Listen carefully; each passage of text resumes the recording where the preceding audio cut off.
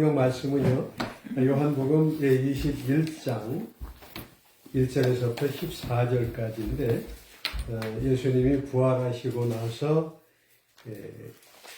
제자들을 만나시는 장면입니다. 근데 예루살렘에서 만나셨었는데, 오늘 말씀은 갈릴리 바다, 디베리아 바다 아래에서 만나는 그런 장면입니다. 보통 예루살렘에서 갈릴리까지 가려면 보통 한 이틀이나 3일 정도 걸린다 그래요. 그러니까 제자들이 그렇게 여행을 이제 예루살렘에서 한 일주일쯤 지내고 그쪽 갔었을 겁니다. 아마. 그리고 주님을 이제 만난 거죠. 자, 그런데 그걸 생각하면서 요한복음 21장 1절에서 14절 여러분과 제가 한 절씩 이렇게 교독하겠습니다. 그 후에 예수께서 디베리아 바다에서 또 제자들에게 자기를 나타내셨으니 나타내신 일이 이러하니라. 시몬 베드로와 디두모라 하는 도마와 갈릴리 가나 사람 나다니엘과 세베대의 아들과 또 다른 제자들이 함께 있더니 시몬 베드로가 나는 물고기 잡으러 가노라 하매 저희가 우리도 함께 하겠다 하고 나가서 배에 올랐으나 이 밤에 아무것도 잡지 못하였더니 날이 새어갈 때에 예수께서 바닷가에 서셨으나 제자들이 예수인 줄 알지 못하는지라. 예수께서 이르시되 얘들아 너에게 고기가 있느냐 대답하되 없나이다. 가라사대 그물을 배 오른편에 던지라 그리하면 얻으리라 하신대 이에 던졌더니 고기가 많아 그물을 들 수 없더라. 예수의 사랑하시는 그 제자가 베드로에게 이르되 주시라 하니 시몬 베드로가 벗고 있다가 주라 하는 말을 듣고 겉옷을 두른 후에 바다로 뛰어내리더라. 다른 제자들은 육지에서 상거가 불과 한 50간의 댐으로 작은 배를 타고 고기 등 그물을 물고 와서 육지에 올라보니 숯불이 있는데 그 위에 생선이 놓였고 떡도 있더라. 예수께서 가라사대 지금 잡은 생선을 좀 가져오라 하신대 시몬 베드로가 올라가서 그물을 육지에 끌어올리니 가득히 찬 고기가 153마리라 이같이 많으나 그물이 찢어지지 아니하였더라. 예수께서 가라사대 와서 조반을 먹으라 하시니 제자들이 주신 줄 아는 고로 당신이 누구냐 감히 묻는 자가 없더라. 예수께서 가셔서 떡을 가져다가 저희에게 주시고 생선도 그와 같이 하시니라. 이것은 예수께서 죽은 자 가운데서 살아나신 후에 세 번째로 제자들에게 나타나신 것이라. 아멘. 하나님의 말씀입니다. 기도하겠습니다. 살아계신 주님, 부활하셔서 지금은 우리 하나님 우편에 앉아 계시고 또 성령님께서 함께 하심으로 그리스도의 영이 우리의 속에 사시고 우리를 인도하시는 것을 너무나도 감사를 드립니다. 이제 주님 제자들을 갈릴리에서 만나신 이야기를 오늘 나누면서 정말 주님을 기다리는 제자들의 심정과 그리고 주님을 만났을 때에 그들이 가진 여러 가지의 심정들을 함께 나누며 우리의 삶 속에서 우리의 위치를 다시 한번 점검하는 시간 되게 하여 주시옵소서.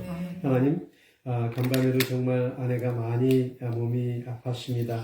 그럼에도 불구하고 하나님께서 아침에 경건하게 새롭게 일으켜주심을 진심으로 감사드립니다. 아멘. 하나님, 이제 우리 주변에 정말 몸의 연약함으로 고생하는 심령들 한 사람 한 사람 주님이여 정말 기도한 대로 주님께서 온전히 낫게 하시고 특별히 아까 기도한 대로 우리 박영재 형님을 주님께서 주님의 손으로 안수하시고 정말 주님을 영접하고 하나님 안에서 육신과 영혼이 치료받게 하여 주시옵소서. 아멘. 하나님께서 이 시간 모든 것 주장해 주시고 부활의 주님의 손길 우리가 경험할 수 있게 하옵소서.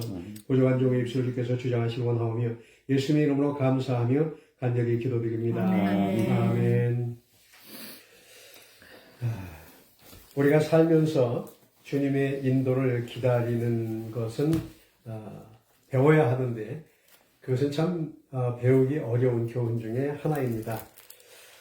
저는 주님을 기다리는 동안 침착해지는 법을 배우긴 했지만 제 성격 자체가 목표지향적이기 때문에 그래서 때때로 어려움을 겪고 있음을 지금도 나이가 들었는데도 여전히 어려움을 겪고 있습니다. 여전히 주님께서 내가 해야 될 일을 하나씩 하나씩 이렇게 인도해 주시기를 위해서 기도합니다. 그런데 그렇게 하면 좀 더 편하죠. 뭘 그 다음에 해라 그러면. 근데 그렇지 않으면 언제든지 마음속에 조급함이 있고 좌절감도 있고 그렇게 이제 성취해야만 뭔가를 이루는 듯한 그런 걸 하는 게 이게 참 정말 아주 어떤 사람은 이걸 워커홀릭이라고도 말하는데 어쩌면 그런 모습이 오늘 제자들의 마음속에도 있는지도 모르겠습니다. 1년의 활동을 성취하는 데서 만족을 찾기 때문에 그런 거죠. 가만히 앉아있으면 안절부절하면서 할 일을 찾게 되는 거예요. 저희 집사람이 항상 저한테 그러죠. 가만히 앉아있지를 못한다고. 그래서 정말 휴가도 제대로 가지도 못합니다. 휴가 간다고 생각하면 휴가 갔다 와서 할 일들 때문에 또 못 가는 거예요. 쌓여있는 일이. 어차피 그 일도 해야 되니까. 이게 참 시간이 낭비돼서는 안 되고 하나님께서 맡긴 일을 해야 된다라고 생각하는 것은 좋은데 그렇게 안절부절하면서 살기를 하나님은 원치를 아니하십니다. 아멘. 하나님은 그런 분이 아니시죠. 하나님은 정말 하나님께서 어떤 일을 하셔야 될지 하나님께서 무엇을 성취하실 것인지 하나님 너무나 잘 아시고 계실 거 아니에요. 그죠? 하나님께서는 전지전능하신 분이시니까 그럼에도 불구하고 하나님은 얼마나 많은 사람들의 이 얘기를 들으시고, 얼마나 많은 일들 순간순간 초단위가 아니라 정말 나노 단위로, 그거 하셔야 되는데도 그걸 하나도, 안절부절 하시지 않으시고, 정말 적합한 시간에, 적당한 시간에 행하시는 그런 것을 볼 수 있죠. 다시 말하면, 하나님의 시간은 그 카이로스라고 말한다 그랬죠. 네. 카이로스의 시간에 하나님은 맞춰서 나가신단 말이죠. 우리는 너무나도 우리 인간의 시간, 크로노스의 시간에 매달려 있어가지고, 내 시간에 매달려 있어가지고, 아주 너무나, 그래서, 아인슈타인이 상대성 원리를 얘기하면서, 저는 상대성 원리 잘 이해를 못하지만, 그분이 얘기한 것 가운데 그런 얘기를 했죠. 절대적 시간과 상대적 시간이 있다고 하는 거는. 그러니까는 두 상대적 시간이라고 하는 거는 똑같은 10분인데 사람마다 그게 느끼는 게 다 다르다는 거예요. 가령 제가 어떤 일을 이제 급하게 해야 되는데 10분 남은 시간은 아주 굉장히 짧은 시간이죠. 그런데 만일에 제가 난로 위에 올라가 있다고 생각해보세요. 뜨거운 난로 위에 10분은 막 1000년 같은 시간일 거예요. 그죠? 그것이 바로 상대적인 시간의 차이라는 거죠. 자기가 있는 위치와 상황에 따라서. 자, 그런데 하나님의 시간, 카이로스의 시간은 변함이 없습니다. 그 시간에 딱 맞춰서. 근데 나의 시간, 크로노스의 나의 시간, 크로노스의 시간도 아니죠. 정말 퍼스널 크로노스의 시간이에요. 나의 개인적인 그런 시간은 이렇게 정말 내 계획이 안 되면 안 되는 것처럼 가는데 그것을 사실 하나님의 시간에 맞춰서 하나님의 카이로스에 맞춰가는 것이 얼마나 중요한 것인가 하는 것을 이제 오늘 말씀을 통해서 한번 여러분들과 생각을 해보도록 하겠습니다. 사실 하나님께서는요, 십자가에 예수 그리스도께서 달리셨을 때, 그 목적이 무엇이었냐 하면은, 우리와의 관계를 정상화시키는 것이었습니다.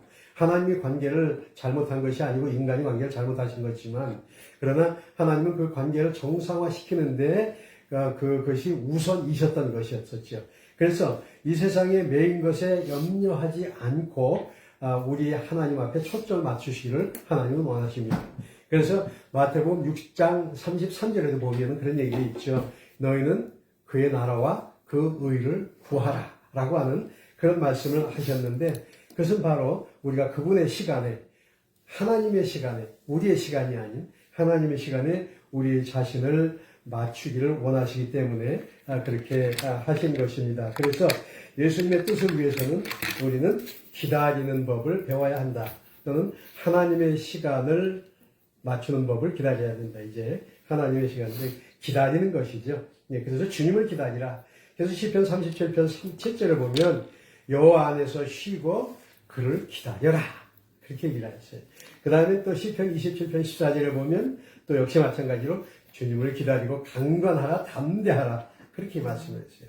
정말 기다린다고 하는 것, 우리 기다림을 주님께 함께 나눠야 되겠습니다. 사실은요, 이 제자들이 천사의 그 말을 듣고 갈릴리로 갔어요. 그리고 또 예수님께서는 십자가 달리시기 전에 내가 나중에 부활하면 너희를 갈릴리에서 만나겠다라고 말씀하셨고요.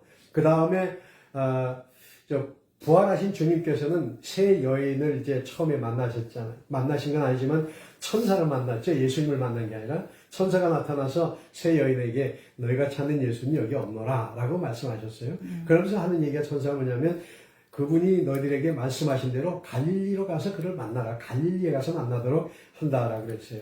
전에 제가 이제 갈릴리로 가라, 부활한 다음에 그 설교를 한 적이 있었는데, 사실 갈릴리라고 하는 곳은 어느 곳입니까? 그들이 자란 고향이잖아요. 그죠? 그러니까 이제는 고향으로 가서 다시금 묶였던 그 매듭을 다시 풀고, 그리고 옛날에 있었던 것들을 다시 한번 회복하고, 너희들이 은혜 받았었던 그 장소의 것을 다시 한번 불길을 당겨서 해라. 지금 왜냐하면 주님을 잃어버렸고 부활이 일어났다고는 하는데 이들의 마음은 갈피를 못 잡는 게 어떻게 해야 될지 모르니까, 그러니까 그곳에 가서 다시 한번 너희들의 불길을 당길 수 있는 그런 기회가 됐으면 좋겠다라고 하시는 것이요. 그리고 또 하나는 뭐냐면 요한복음 16장에서부터 17장, 18장에서 예수님께서 성령을 약속하셨잖아요. 내가 너희들에게 성령을 보내주리라. 그러니까 다시 말하면 성령을 보내주시는 그것을 기다리는 그러한 기간이 돼야 된다라고 하는 거죠. 그래서 이제 지금 우리의 이 기간, 즉 오순절까지의 우리의 이 기간은 어떤 기간이냐? 예수님께서 하신 말씀을 다시 한번 경청하고, 그리고 우리가 예수님을 처음에 믿었던 자리, 그리고 우리를 하나님께서 부르셨던 그런 자리, 그 콜링의 자리를 다시 한번 확인하면서, 그러면서 그 콜링의 자리가 다시 불붙어지도록 성령께서 불 붙여주시기를 위해서 기다리는 자리, 그 기간이 바로 오순절까지의 기간입니다. 이 기간이 예수님께서 부활하셔서 한 40일 동안 지상에 제자들과 있었는데, 예수님이 갈릴리 지방으로 또 오실 때까지의 시간, 그리고 또 갈릴리에서 또 예루살렘으로 가신 시간, 이렇게 하면은 한 2주 정도는 그냥 지나버렸거든요. 그러니까 이 제자들이 예수님과 함께 있을 수 있는 시간, 맥시멈으로 보면 그저 한 15일 정도 될 겁니다. 2주 정도 남았는데, 2주 정도에 예수님이 이제 기다리는 게 아니라 40일 동안 예수님이 제자들과 함께 계셨는데, 갈릴리에서 그들이 예수님을 기다리는 시간이 맥시멈 한 2주 정도 됐었을 것이라고 생각하는 거죠. 그리고 나서 이제 주님께서는 그들을 데리고서 예루살렘 가시는 도중에 거기에서 이제 산에서, 올리브산에서 승천하셨던 거죠. 그러니까 기다려라 라고 하는 그 명령을 그들은 받았고 그것을 기다렸어야 됐어요. 그랬는데 요한복음 21장 1절에 보면은 일 후에 예수께서 디베랴 바다에서 제자들에게 다시 나타나셨다 그랬어요. 디베랴 하면 타이베리우스 황제의 이름을 딴 거라 그랬죠. 디베랴 바다. 전에 제가 말씀을 한번 여러분들에게 드린 적이 있습니다만은 디베랴 바다의 다른 이름은 무엇이었습니까? 디베랴 바다.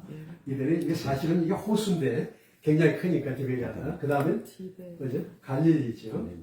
갈릴리 호수. 또 게네사렛이라고 되어 있죠. 게네사렛 혹은 김네렛이라고도 하는데,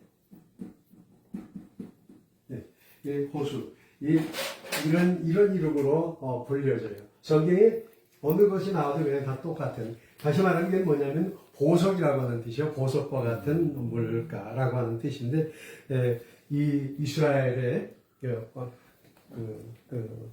갈릴리 호수를 저렇게 말했는데, 이것은 특별히 요한복음에 이제 요한이 나중에 목회를 어디서 목회를 그 마지막 목회냐면 에베소에서 했어요. 에베소 교회.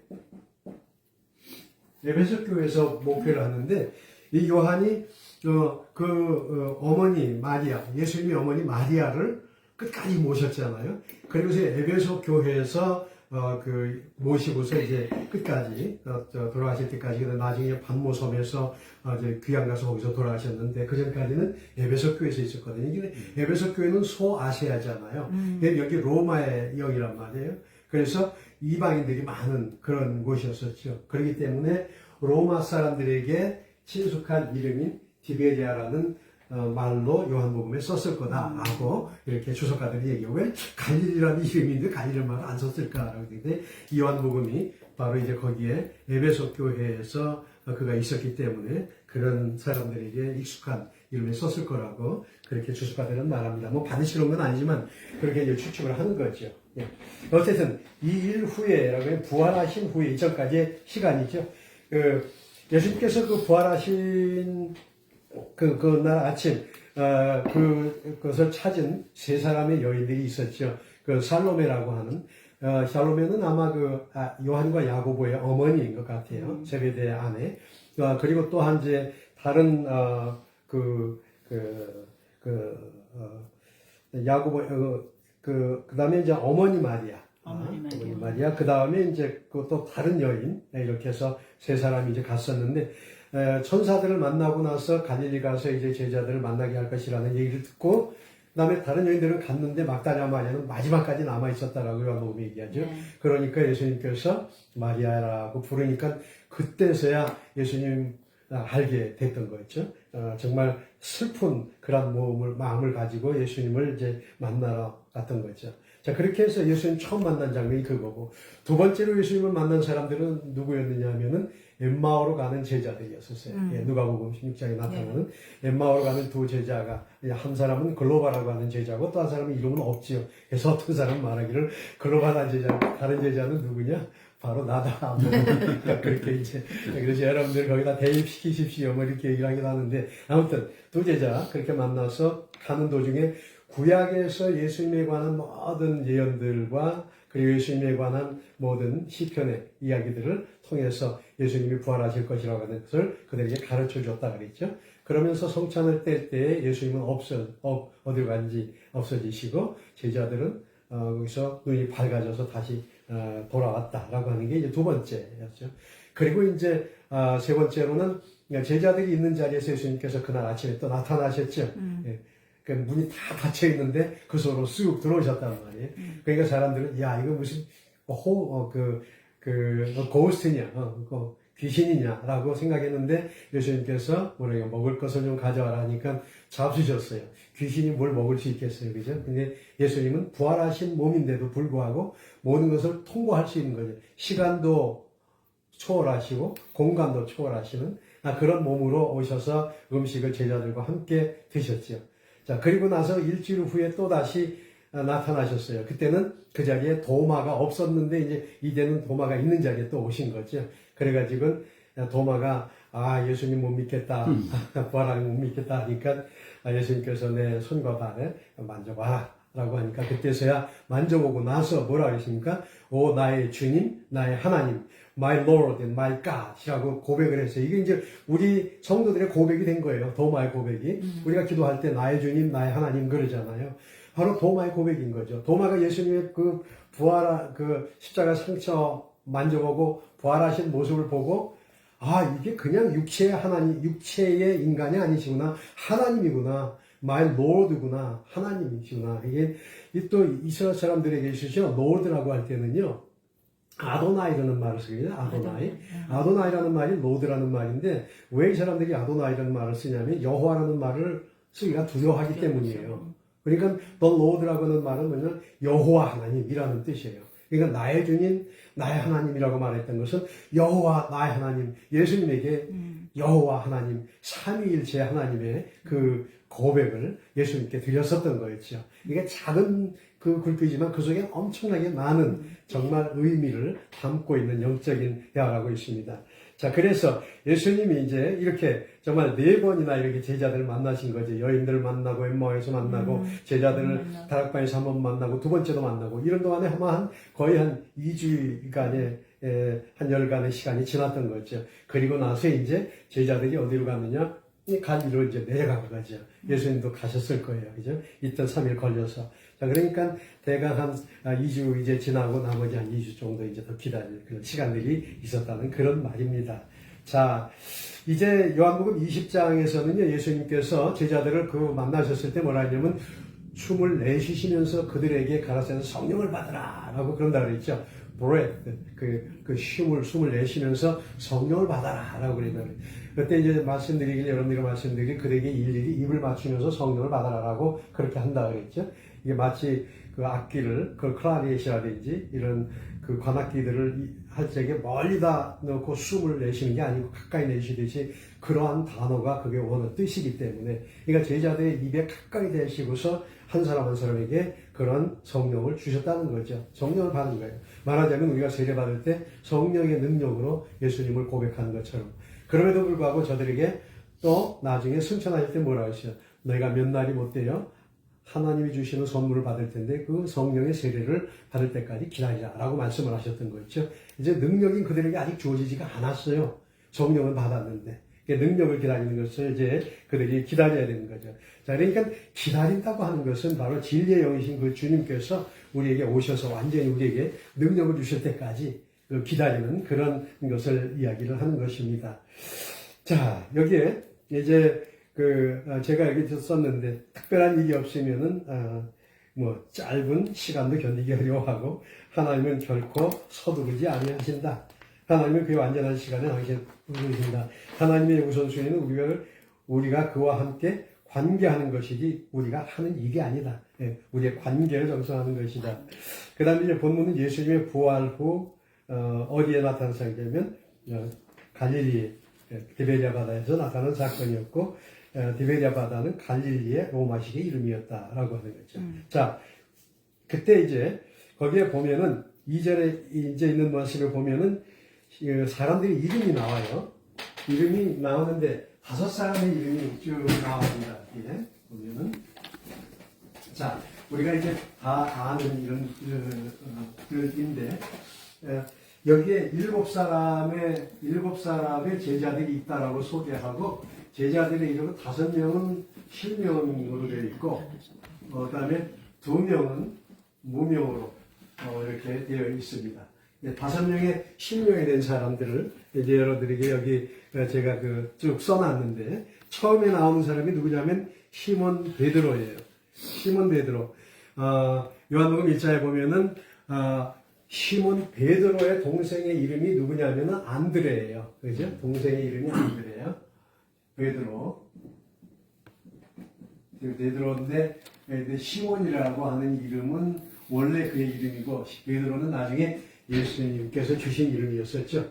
그래서 요한복음 1장에 보면은 이제 베드로의 동생인 안드레가 예수님께 베드로를 안내를 해요. 그러니까 안드레가 먼저 예수님을 만난 거죠. 이게 베드로가 예수님을 쫓아갔고, 그래서 이제 그 갈릴리 바닷가에 그 베세다라고 하는 곳에 왔습니다. 근데 베드로는 결혼을 해가지고 어디서 살았냐면은 가버나움이라고 하는 곳에서 살았어요. 그래서 예수님께서 왜 처음에 사역하시면서 베드로의 집에 들어가셨을 때 그 장모가 아파가지고 누워있을 때 그를 일으키셨잖아요. 열병에. 이게 가버나움에서 일어났던 것이었어요. 가버나움 사람이에요. 물론 갈릴리 근방에 있는 도시들의 이름이기도 하고요. 자, 그 다음에 이제 그래서 베드로는 어떤 사람이냐? 굉장히 충동적인 사람이었어요. 여러분들 다 잘 아시는 대로. 그래서 때때로는 생각하는 것보다 행동이 먼저 있는 사람. 그래서 시몬은 그 이름이 정말 주님께서도 너는 이제 정말 모든 그 교회의 그 기초가 될 것이다라고 하는 그런 이야기를 해줬어요. 이 시몬이라고 하는 이 말은 이 시몬 이거 하나 써야 되겠네. 시몬 여기 이 글자에 이거 저기 수학 배울 때 썼죠. 시그마. 그래서 이게 시옷이야. 시몬 이지. 이거 I자는 우리가 다 알잖아요. 그죠? 요거는 우리 영어의 M자 같은 거예요. M. 그 다음에 요거는 W자지만 O 발음 나오거든요. 요거는 V자지만 N 발음이 나오는 거예요. 그래서 시몬 이렇게 쓰는 거죠. 이게 이제 이게 꼬부란 글씨 헬라어 중에 하나인데, 근데 시몬이라고 하는 말을 이제 이것도 쓰고, 그 다음에는 이제 베드로라고 하는 말을 이제 또 썼는데, 그 페트로스도 마찬가지죠. 이건 파이잖아요. 이건 알지 이거? 파이. 그 다음에 이거는 그냥 페. 이 T자를 영어는 이렇게 쓰지만 헬라어는 이렇게 써요. 그 다음에 로스. 이렇게 이게 실자로 써갖고 페트로스라고 하는데 베드로를 이제 페트로스, 그게 시몬 베드로라고 이렇게 쓰는데, 자 시몬이 원래 그의 원래 본명이었었어요. 근데 그 이름을 나중에 이제 베드로라고 불렀고 게바라고 하는 이름도 쓰죠. 근데 그 이름은 아람 말로 게바라고 그래요. 아람어로. 즉 다시 말하면 게바라는 말은 바위라는 말이에요. 바위. 뭐 저는 전에 어떤 목사님이 짱돌이라고 그렇게 얘기를 한다고 얘기했지만, 짱돌은 조그맣게 짱돌이죠. 사실은 이거 큰 반석이잖아요. 그죠? 한 바위라. 예. 그래서 베드로는 예수님에게 지극히 헌신적인 사람이었고, 예수님이 물 위로 올라오시니까 주여 나도 뛰어내려서 주님과처럼 물 위를 걷게 하소서. 하여튼 담대한 사람이었었죠. 예. 그래서 첫 번째 제자였다. 그 다음에 이제 두 번째 나오는 제자 이름이 누구냐 하면은 누구예요? 도마. 예, 도마예요. 도마는 항상 쫓아다니는 이름이 있어요. 그게 뭐라고 되어 있는지 한번 좀 잘, 한번, 도마 이름 앞에 뭐가 붙어 있습니까? 별명 비슷하게. 도마. 의심 많은 예. 도마.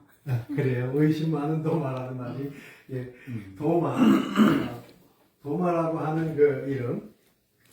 자, 그 도마라고 하는 이름에는 쌍둥이라고 하는 것이 이제 같이 이렇게 항상 붙어 다니는데, 그 도마의 이름에는 그 디두모스라고 하는 이름이 있는 거죠. 디두모라고 하는. 우리말에는 디두모. 그래서 디두모라고 하는 도마가 이렇게 나오죠. 근데 디두모라고 하는 말이요. 사실 이게 뭐냐면은 쌍둥이라고 하는 말이에요. 디두모. 네? 디두모.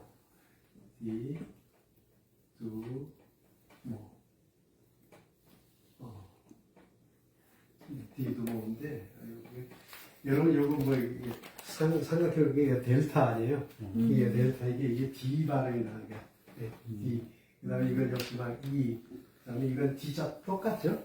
그 다음에 U자 비슷하고, 아까 말한 대로 디두모. 이 디두모라고 하는 말은 쌍둥이라는 말이에요. 이게 디두모라고 하는 도마. 우리도 그런 얘기를 쓰죠. 그 쌍둥이 형제, 누구, 이렇게 쓰잖아요. 그것처럼 쓰는 말이 이 디두모입니다. 근데 이 디두모는 의심 많은 또 그런 제자라고 아까 얘기했듯이. 그렇지만 사실 의심 많은 제자라기보다는 정말 깊이 생각하는, 그렇죠? 쉽게 믿지 않지만 그 진리를 천득하는. 그래서 진리라고 믿으면 분명하게 고백할 줄 아는 나의 주님, 나의 하나님이라고 고백하는 그런 사람이었었다.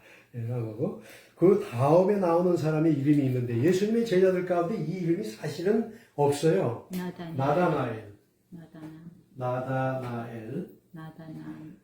나다나엘이라고 하는 이름이 예수님의 제자의 이름 마태복음에 이런 데 보면은 사실은 없어요. 그런데 요한복음 1장에 보면은 나다나엘의 이야기가 나와요. 예? 그때 나다나엘이라고 하는 사람을 친구 빌립이 소개를 했어요.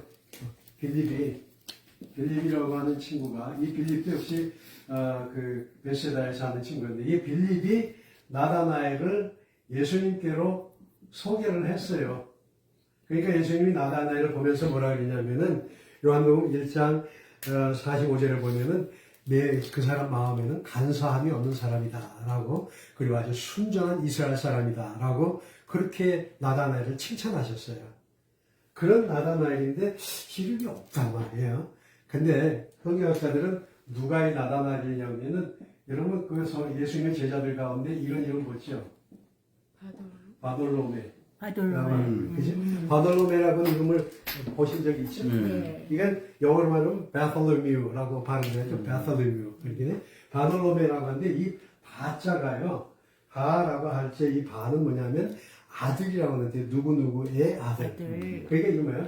돌로메의 아들이라는 뜻이에요. 그러니까 이 나다나엘의 이름으로 first name로 안 쓰이고 아버지의 아들이라고 하는 이름으로 쓰였었던 것 같아요. 생각한 데는 돌로메라고 하는 사람이 아마 좀 유명했었는지 아마 그랬던 것 같죠. 이건 보통 얘기할 때 그러잖아요. 그죠? 우리 우리 그 목사님들 중에서도 사모님이 유명한 분이 있어요. 실명을 대면 좀 이상하니까.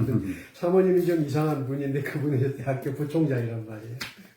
근데 이 목사님을 얘기할 때는, 항상 보면, 그 부총장님의 남편, 이렇게 얘기를 한단 말이죠. 이제 그런 식으로. 이게 이제, 이건 뭐 꼭 그런 건 아니지만, 이 바자가 그래서 바돌룸에를 나다나엘이라고 한다라고 그렇게 보통 얘기를 해요. 그래서 나다나엘도 이제 거기에 찾아갔는데 굉장히 순전한 사람이었었다라고 하는 거죠. 그 다음에 이제 세베대의 아들들이라고 그랬는데, 세베대 아들들 그러면은 누구냐 하면은, 어머니는 솔로메고, 아들은 요한과 야고보예요. 야고보가 형이고 요한은 동생이에요. 이게 두 사람이에요. 그러니까 5사람의 이름이 쭉 나온 거지, 여기에. 그리고 이제 2사람의 이름이 여기 들어가 있지 않아요. 그럼 이제 7사람의 이름이 여기 이제 다 들어가 있는데, 2사람의 이름은 뭐 이제 아까 얘기했던 데는 빌립도 여기에 안 들어가 있고, 그 다음에 마태도 안 들어가 있죠. 그 다음에 또 야고보가 또 한 사람이 또 있어요. 작은 야고보라고 하는, 야고보, 그 사람이 있고, 그 다음에 안드레도 여기에는 이름이 안 들어가 있어요. 베드로는 들어가 있는데, 안드레라는 이름은 여기에 들어가지 않았어요. 그 다음에 열심당원 중에 시몬이라고 하는 사람이 있어요. 그 사람도 이름이 안 들어가 있어요. 그러니까 여기 안 들어간 사람들의 이름이 실제로 안 나온 사람은 야고보, 요한, 그 다음에 이제 빌립, 그 다음에 이제 마태, 이건 세리 마태라고 보통 불리죠. 그 다음에 이제 작은 야고보. 여기는 이건 이제 요한의 형제 야고보고, 그 다음에 이제 열심다운 시몬. 이렇게 둘, 셋, 넷, 다섯, 6사람이죠. 6사람은 이름이 없고 5사람은 이름이 있어요. 그럼 12제자인데 한 사람은 어떻게 가룟 유다 이름은 여기 없는 거죠. 그러니까 11사람의 제자들이죠. 이렇게 볼 수가 있는데, 자, 그래서 이 제자들 이제 7명, 아마 나머지 7명은 여기 내려와 있는데, 이제 나머지 사람들은 아마 아직도 예루살렘에 있거나 어디 딴 데가 있었던 것 같아요, 생각에. 자, 그래서 이렇게 이제 신원들이 이제 확인이 되는데, 이들이 이제 여기까지 와가지고서, 한 게 뭐냐? 여러분들이 이제 설교 요약을 이제 그 다음으로 하면, 이 사람들이 여기 와서 기다리는 시간 동안에 한 게 뭐냐면은, 그들이 아마 기다렸을 최대 시간은 대강 한 2주 정도 됐을 것이다. 라고 생각해요. 한 20일, 한 15일 정도 됐을 것이다. 아마도 그보다 훨씬 짧았을지도 모르죠. 또 왔다 갔다 움직이는 시간이 있으니까. 그런데 이 사람이 뭐랬냐면, 베드로는 안절부절 못하며 어제 뭐 잡으러 돌아가요? 물고기 잡으러 돌아갔고, 다른 사람들도 그와 함께 했습니다. 그리고 그들의 시간을 생산적으로 만든 것은 잘못된 것은 아니었지만, 그들의 예길이었고 예수님은 그들에게 주신 사명 또는 약속은 아니었다. 예수님이 하신 약속을 그들에게 한 건 기다리라는 것이었지 일하는 것이 아니었거든요. 사명은 아직 아니고 약속은 아니었다. 이렇게 말씀드릴 거예요. 자, 그래서 그들이 주님이 주신 그 기다림을 하지 못하고 뭘 했느냐? 바닷가로 나갔단 말이에요. 디베다 바닷가로 나가서 이제 고기를 잡으러 잡았는데 어떻게 했습니까? 고기를 잡으러 가는데 밤새 고기를 낚아했는데 하나도 못 잡았죠. 자, 여러분, 이 사람들이 왜 고기를 잡으러 갔을까? 어떤 성경학자는 그 얘기를 했어요. 그냥, 옛날로 돌아갔다라고 이제 얘기를 하긴 했는데, 어떤 분은 그렇게 얘기를 하더라고요. 이게 이제 예루살렘에서 쫓겨나고 그러니까 이제 추종자들도 없었고 그런데 옛날에 예수님 쫓아다닐 때는 다른 사람들이 그들을 헌금도 하고 이렇게 해서 돈도 좀 있었잖아요. 생활비도 있었고. 근데 이제는 오랫동안 어부의 생활에서도 쫓겨다니고 이제 돈도 다 떨어졌을 거 아니에요. 그러니까 아마 돈도 떨어졌으니까 돈도 마련하기 위해서 고기를 좀 잡아야 되겠다. 그러니까 말하자면 이거는 시간 때우기 위한 recreational fishing이 아니라 정말 serious한 그런 잡으로서 제가 한 건 아니냐 이제 이렇게 얘기를 하는데 그 말도 좀 일리가 있어요, 그죠? 왜냐하면 그 생활도 해야 되니까 어쨌든 그렇게 해서 이제 나갔는데 사실은 주님께서 거기에 나타나셔서 그들과 함께 할 때까지 기다리라고 하신 것은 어떤 면으로 보면 뭐예요? 기도하면서 기다리라고 했었을 거란 말이에요, 그죠? 주님을 바라보면서. 그런데 너희들은 이제 그거를 묻지 않고 자기들의 삶에 더욱더 관심을 가졌다. 이제 그쪽 방향으로 나가기 위해서 그렇게 설명을 하는 거예요. 어쨌든 옛날의 모습으로 다시 이제 돌아가는 제자들의 모습인 거죠. 한번 생각해 보십시오. 죽었던 주님이 다시 살아나셨어요. 그리고 그들 앞에서 2번씩이나 나타나셨어요. 그랬는데도 그들은 이게 안 믿겨지는 거예요. 안 믿겨졌다기보다도 아직 이게 긴가 아닌가. 그죠? 이게 무엇인가, 그죠? 이제 이 마음속에 이제 그런 마음이 좀 생긴 거죠. 그러니까 자기들의 그 삶을 좀, 또 자기들이 또 해결해야 되겠다라고 생각하고 나갔었던 것이었죠. 예, 그래서 옛 생활로 이제 다시 돌아가게 되었습니다.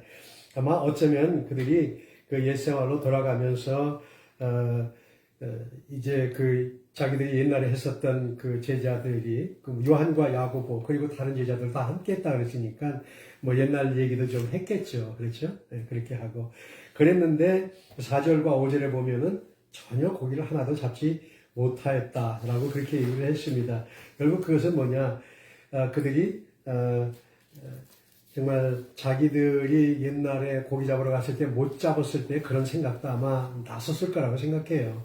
근데 그 순간 이제 주님께서 동이 터오를 때 저 해변가에서 나타나신 거죠. 그러니까 그들이 고기는 밤새 잡은 거죠. 고기 잡는 얘기는 밤중에 고기를 잡는 것 같아요.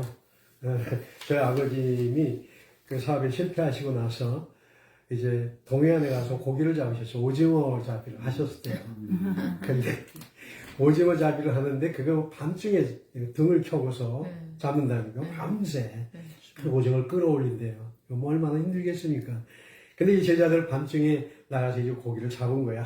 한 마리도 못 잡았는데 그때 멀리서 희미하게 동이 트니까 뭐 희미하게 보였겠죠. 그리고 거리도 50까지라고 얘기를 했지만 아마 거리가 한 150 내지 한 200m 좀 떨어져 있으니까 보면은 그렇게 확실하게 보이질 않잖아요. 그죠? 가물가물하겠죠. 그런데 거기서 예수님이 말씀하시죠. 얘들아! 얘들아, 테크나! 이렇게, 아이들아! 그렇게 얘기를 하신 거예요. 고기 좀 잡았냐? 라고 물어보신 거죠. 보통 이제 사람들에게 제가 우리 레미를 데리고서 이렇게 낚시질 하는 사람들이 이렇게 볼 때, you have a good catching? 이렇게 물어보면, 뭐, 이렇게 해다니지. 큰 거 잡았으면, 어떤 사람은 또 큰 거 잡은 거 이렇게 또 사진도 보여주고 이러는데, 이렇게 물어보면, 그 어부들은 말이죠. 많이 잡았으면 막 자랑하려고 그럴 거 아니에요. 근데 못 잡은 사람들은 좀 퉁명스럽게 얘기를 할 거 아니에요. 그죠? 그런데도 제자들은 그냥 멀리서 이렇게 들려오는 소리를 듣고서 한 마리도 못 잡았습니다라고 그냥 자기들의 작업을 계속 했었던 것이었죠. 예. 그런데 그 순간 그 예수님의 사랑하던 제자라고 해서 예수님의 사랑하던 제자가 누구냐면 사실은 요한이에요. 예, 요한이 굉장히 영감이 빨랐던 것 같아요. 주님이시구나라고 그 순간 얘기를 한 거예요. 그거 말하기 전에 참 그러면 너희들이 그물을 오른쪽에 던져라 하고 주님께서 말씀하시죠. 못 잡았다 그러니까. 그러니까 던지니까는 고기가 그냥 굉장히 많이 나왔어요. 그러니까 놀랬던 거죠. 그때의 요한이 딱 깨달은 거죠.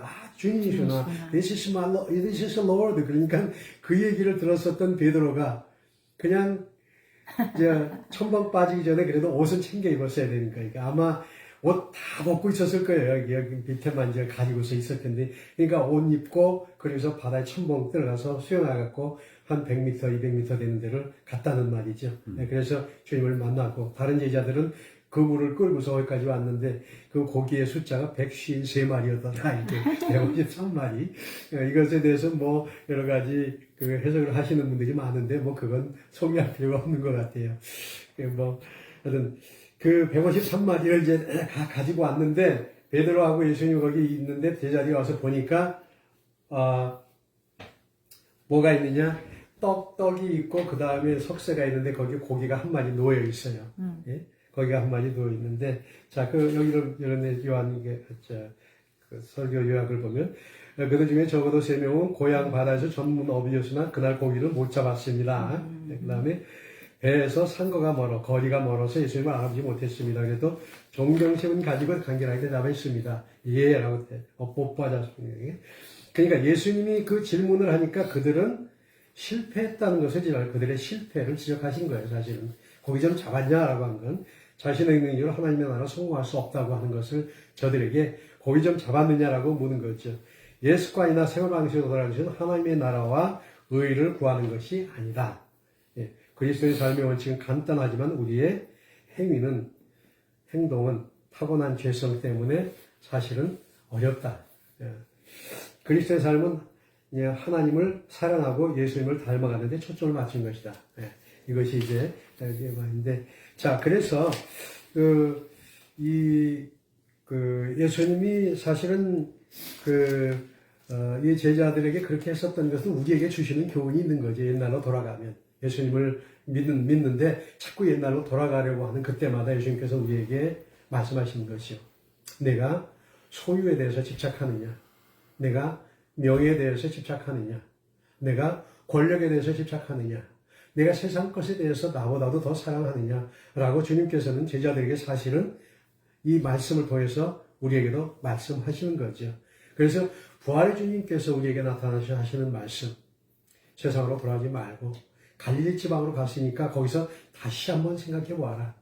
너희들이 처음에 부름 받았었던 그때 어떻게 했느냐, 그때 했었던 것을 다시 한번 생각해 봐라 라고 하시는 것이죠. 자, 베드로가 이제 그 누가복음의 6장에 보면은 베드로가 처음에 부름 받을 때 이야기가 나오잖아요. 그때 똑같은 사건이 있었죠.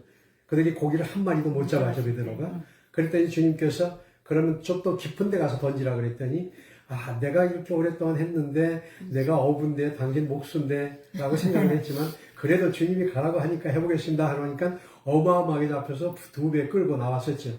그때 베드로가 느꼈었던 것 있었죠. 처음에는 자기가 자기 일로 하니, 자기 자신의 그로 하니까 자기 자신이 아무것도 아니라는 것을 알게 되었고, 그 다음에 두 번째로는 주님이 없이는 우리 인생은 아무것도 아니다. 그래서 다 버리고 주님을 쫓는 제로의 인생으로 또 다시 출발했죠. 그러니까 2개의 제로의 인생을 경험했다고 했죠. 그것을 아마 새롭게 여기서 이제 보는 순간인 거죠. 바로 베드로와 요한과 모든 제자들이 그것을 함께 보는 순간입니다. 바로 그 메시지는 우리에게 오늘도 주시는 거죠. 정말 너희가 그의 나라와 그 의를 구하느냐? 아니면 내가 정말 마음을 다하고 힘을 다하고 모든 우리의 정성을 다해서 정말 하나님을 사랑하느냐, 이런 것을 우리 하나님께서, 주님께서 이 말씀을 통해서 우리에게 보시는 것입니다. 그래서 여러분들 거기에 보면은 제가 썼죠. 재산과 돈, 이 땅에 사는 동안 내가 잘 사용하도록 청지기로 임명하셨습니다. 이것을 다시 한번 기억하라는 얘기고, 그 다음에 명성 지나가면 헛된 것이 됩니다. 바람처럼 되고 헛된 것이 된다고요. 당신의 이름이 알려져야 할 유일한 것은 생명책입니다. 내 이름이 알려져야 된다고 생각하는 겁니다. 정말 이 명성에 대해서 집착하는 것은 사람에게 정말 참 무서운 것입니다. 저도 사실 그런 것에 대해서 굉장히 집착을 했던 사람이었던 것 같아요. 그래서 그런 어떤 명예심, 명성, 이런 것에 대해서 굉장히 집착했는데 그것이 다 헛된 바람 같은 것이라고 하는 것이죠. 예. 그 다음에 권력, 권능, 힘. 바람에 남은 겨와 같다. 그리스도인들은 하나님의 능력을 믿음으로 자신의 작은 것, 약함. 사도 바울은 그런 얘기를 했죠. 내가 오히려 약할 때에 강했다. 그죠? 자기의 약함, 자기의 weakness를 하나님 앞에 오히려 자랑한다. 보세요. 온 역사적으로 볼 때 정말 굉장한 승리를 했었던 사람들 우리가 기억합니까? 최근에 농구 시합이 끝나고 마치 매드니스 지금 이제 하는데 어느 팀이 우승했다 그래가지고 좀 MVP도 정하고 그랬는데 사람들이 얼마나 오래 기억해요. 기억 별로 못 하잖아요. 그죠? 예.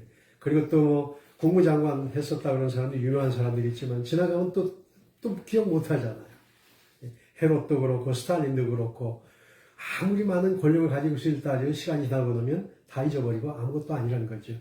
그냥 했는데 아주 나쁘게 기억. 예, 나쁘게. 근데 정말 중요한 것은 하나님의 능력이 우리 안에 있는 거. 이건 영원한 것이라는 거죠. 소유도 그렇고 명예심도 그렇고 권력도 다 우리의 손을 빠져나가지만 다 불타버릴 것이지만 그러나 하나님의 능력, 그리스도에는 하나님의 능력, 은혜가 있습니다. 예? 하나님의 은혜, 하나님의 주시는 그런 권세가 우리에게 있단 말이죠. 그래서 제자들이 실패한 것을 기다리는 주님의 약속을 지키지 않은 것입니다. 예. 그러면 그렇게 되기 때문에 과거로 돌아가게 된 것이죠. 그랬는데요. 그들에게 이제 주시는 그 주님의 그 말씀 가운데 여러분이 이제 여기에 원어를 조금 알면 좀 아주 보기 쉬운 이야기가 있는데 뭐냐 하면은 9절 말씀을 한번 누가 읽어보시기 바랍니다. 9절. 21장 5절. 네, 21장 9절. 육지에 올라보니 숯불이 있는데 그 위에 생선이 놓였고 떡도 있더라. 네, 자 거기에 생선이라는 말에 한번 줄을 쳐보시는데요. 이 행선이라는 말이 원래 말은 옵사리온이라고 하는 말인데 이게 원어를 모르면 이 말이 얼마나 오묘한 뜻을 가지고 있는지를 몰라요. 그래서 여러분들이 이제 소개를 하는 거예요. 이걸 지금은 생선이 놓여있고 하는 거면 단수지요. 그죠? 단수예요. 예. 그런데 그 10절에 보면은 예수께서 그러세요. 지금 잡은 생선을 좀 가져오라 라고 말씀하셨죠. 지금 가지고 잡은 생선. 이거는 뭐예요? 이건 생선들이에요. 예? 영어에는 그 생선을 쓸 때 fish라고 쓰지 fishes라고 s를 안 붙입니다. 그죠? 근데 히브리 말에는 그 단수하고 복수가 달라요. 단수는 끄트머리를 업사리 온이라고 하는데 오자를 이렇게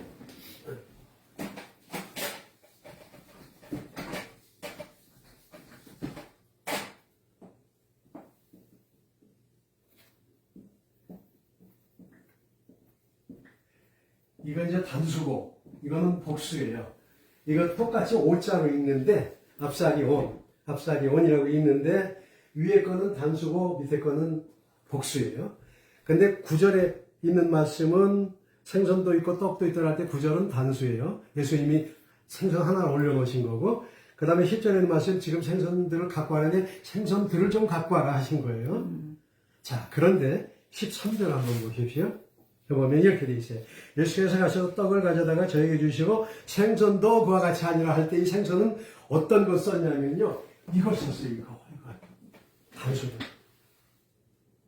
무슨 말일까요, 이게? 저들이 가지고 왔었던 생선들을 주신 게 아니라 예수님이 마련해 놓으셨던 첫 번째 그 생선을 나눠주셨단 말이에요. 7사람이 생선 하나 요만한 거 가지고 이건 뭘 말하냐면 오병이어의 기적을 보여주는 것과 같은 그런 표현인 거죠. 네. 물고기 한 마리와 떡, 오병이어, 물고기 2마리와 5개의 떡덩어리를 가지고 5,000명을 먹으셨다. 이것도 마찬가지예요. 물고기 한 마리를 예수님과 같이 8명이 먹었다. 8명 물고기 한 마리 가지고 여러분이 먹었다. 물론 조금씩 먹으면 되긴 하겠지만 그들은 보통 식사할 적에 물고기들을 이렇게 떼서 많이씩 먹을 거 아니에요. 그런 면에서 이것은 예수님이 또 다른 기적을 여기서 보여주신 것이다. 이 제자들은 눈으로 그걸 봤을 거니까요. 한 마리 가지고 하는데도 계속해서 그걸 다 충분하게 나눠주신다는 것을 제자들이 눈으로 지금 보고 있는 거예요. 이 무슨 말인지 아시겠죠? 그러니까 주님의 기적을 그 성찬을 통해서 또다시 한번 본 거예요. 자, 그러니까 여기서 과거로 돌아갔었던, 옛날로 돌아갔었던, 다시 말하면 자기들의 소유 때문에, 자기들의 명성 때문에, 자기들의 권위 때문에 돌아왔던 제자들이 주님께서 기다리라고 하는 그 말씀을 듣지 못하고 돌아왔을 때 보니까 주님이 기적을 보여주시는 것을 보고 자기 자신들의 그것들을 새롭게 깨달았다는 것이죠. 그래서 주의 나라와 그 의를 위해서 다시 한번 해야겠다는 결단을 하는 그러한 순간이었었다라고 하는 겁니다. 이것이 이제 우리가 오늘 보는 이 말씀의 마지막 결론 부분이에요.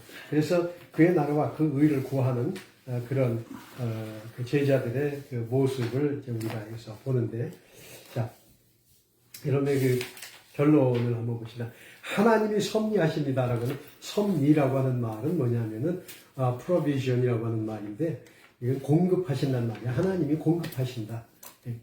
하나님의 뜻대로 하신다는 말도 되면 하나님이 공급하신다. 원래 뜻은 공급이라는 뜻이에요, 이게. provision. 자, 요한은 많은 물고기를 잡은 후에 주님을 알아보았습니다. 베드로는 행동의 사람으로 예수를 만나기 위해서 물속으로 뛰어들었습니다. 그들이 잡은 부리가 153마리였으나 예수님이 빵과 생선으로 물고기로 식사를 준비하셨죠. 우리의 지혜와 능력보다 하나님의 공급하심과 인도하심을 의지하는 것이 더 낫습니다. 예.